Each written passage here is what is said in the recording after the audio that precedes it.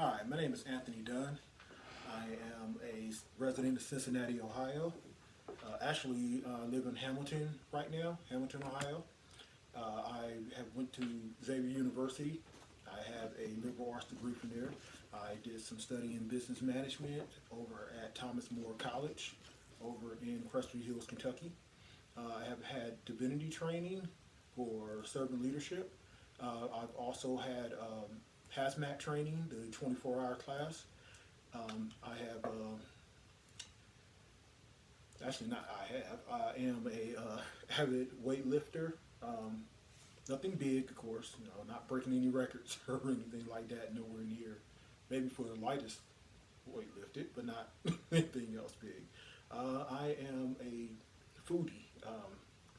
Love trying different foods, love trying different restaurants, love cooking myself, as you can tell by the extra little spare tire that I have around with me. I am also a avid shoe collector. Have multiple sneakers. I think the popular term for it right now is sneakerhead. Uh, I'm definitely falling into that category.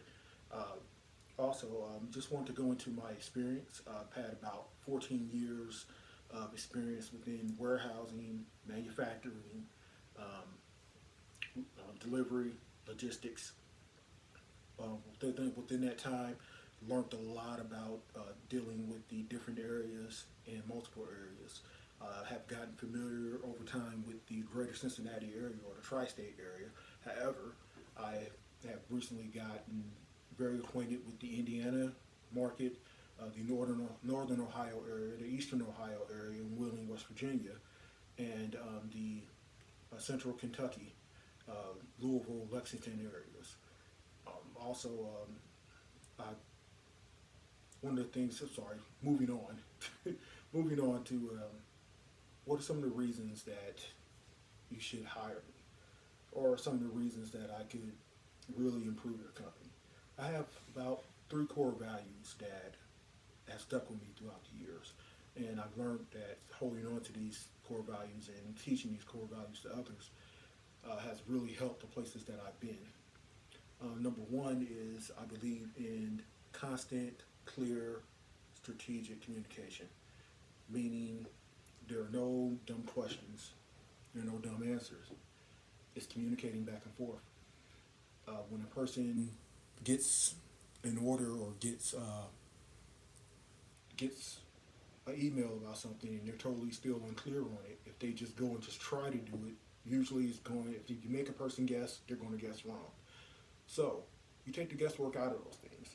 You completely explain to a person exactly what it is that you're looking for and exactly what it is that you want from them. With that, that takes the guesswork out, gets done exactly the way you need it to get done. If they're unsure of it, you should always have the open communication back and forth with them where they feel like they can come to you and talk to you about anything. So it ends up working out because anything that they come to you with, they know they're going to get a very clear answer without any judgment or without any issues. So I definitely believe that that is a major thing that happens, especially with companies where you have multiple locations that you're dealing with. You definitely want to have that strategic communication. My next thing would be easy to follow processes. Processes is the main thing. Anyone who deals with manufacturing, they know you got to have your processes there. That helps across the board. Not only do you have the same production every time, which is what you're looking for is consistency in production, but you also keep your safety record spotless when everybody follows the processes. Accidents don't happen when everybody follows the processes. Let's be honest, accidents don't happen by accident. It's because somebody skipped the process and then you have an issue that showed up. That is one of our most important things, is safety. So you have to keep those processes in place. Plus, you always have to go back and look at a process to see, is this really working? Is this the most efficient thing that we can do in order to make this happen? You always want to go back, kind of break things down, look at them time to time to see what is it that we need to do that can improve this thing.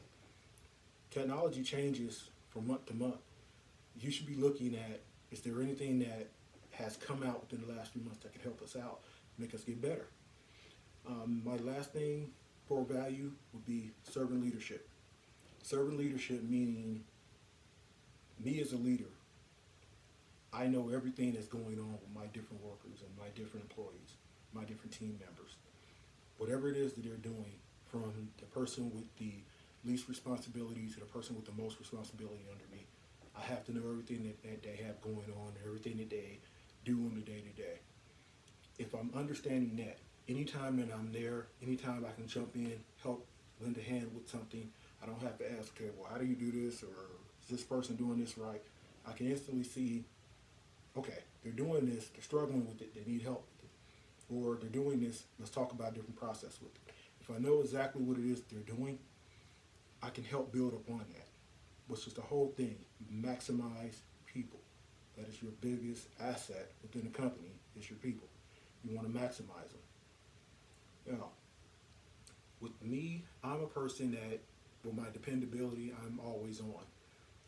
People have told me this over the years, like, man, you're always on it, you're always there, because I have a thing of, at any given time, you should be able to reach me, you should be able to get in touch with me. My work phone stays on all night. My wife wants to choke me sometimes. God bless her, she doesn't, but my work phone is on all the time. My personal phone is on all the time. I want to make sure if anybody needs me, you can contact me at any given time. I don't miss days at work. I mean, a couple years ago, I caught the flu, but that's about it, man. Other than that, I'm there, because the whole point is you don't know what's going on with it if you're not there. You have to be present all the time. Also, just with sometimes with my communication that really worked out. At Tip and Corrupt Bilstein, when I first came in, I had an employee that they did not want to go along with any of the changes or processes or anything that we were trying to establish coming in the door. So a lot of times when you have that type of resistance, people just want to just remove them. I didn't think that was necessary. What I wanted to do was get down to the bottom of why it is they didn't want to go along with everything. Come to find out, person had issues with the previous manager and was continuing that whole thing on. So, and it was also a thing of they had been overlooked, or they felt like they were overlooked for a position change and, you know, a promotion. So, after learning that, what I told them was, well, look, first thing that we can do is we can get you ready for when the promotion comes about. When you get a chance to move up, you'll be ready then. Let me train with you, let me coach you. I can get you there where you'll be ready. So it'll be up to you when the time comes. Also, give me a chance coming in, work with me with the processes and everything, see how well they work. We can always change things, we can always go back to things. Just give me a chance with it. After doing this, they became one of my best employees, a person who I could really depend on, and just a great worker. These are things that you have to do with communication. That's strategic communication. You have to find out exactly what's going on with the person. You don't just dismiss what's going on when they are being adversarial with you, or when they're being antagonizing with you. You have to look at what the reason is behind there. Let's get that changed, and let's move on. With operating systems, I've worked with Microsoft Office, Excel, PowerPoint, of course Word for years. SAP operating system is what I've been dealing with for the last probably 10, 12 years or so. Of course, the different places I've been at, they have different forms of it, but the core things are pretty much the same. The posting POs, the bringing in material, moving material from one place to the other, those things are pretty much the same. And I've been pretty much dealing with them for the last few years. One of the times when I've had an issue that popped up that I needed to do something about was over a holiday weekend at Cal USA, where the person who was supposed to order material for the manufacturing run, they did not order the material. So with that, I needed to make sure that I got the material ordered. I put in a pick list for it, sent it out to the warehouse. The warehouse guy who was there at night had no idea on how to process it in the system. So I went over everything in SAP with him step by step in order to get him to the point where he can print it all out, get it picked, sent it down. We were able to keep manufacturing going, no problems.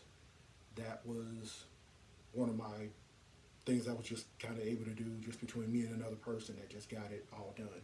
As far as compensation, right now I'm at 75. Anything north of that would be probably what I'm looking for. However, I want it to be the right fit. That is the most important thing to me. The company has to be the right fit. And from everything I'm reading and everything with your company, I'm feeling like that would be the thing for it. It would be the right fit there. As far as a bucket list, I saw that was on there. I don't have a bucket list. I'm a person who lives in the moment. Everything that I want to do, I get it done. You never know when you'll get a chance to again. So if it comes up, you find a way to do it. Just want to thank you for your time. I appreciate everything, and I look forward to meeting with you. Thank you.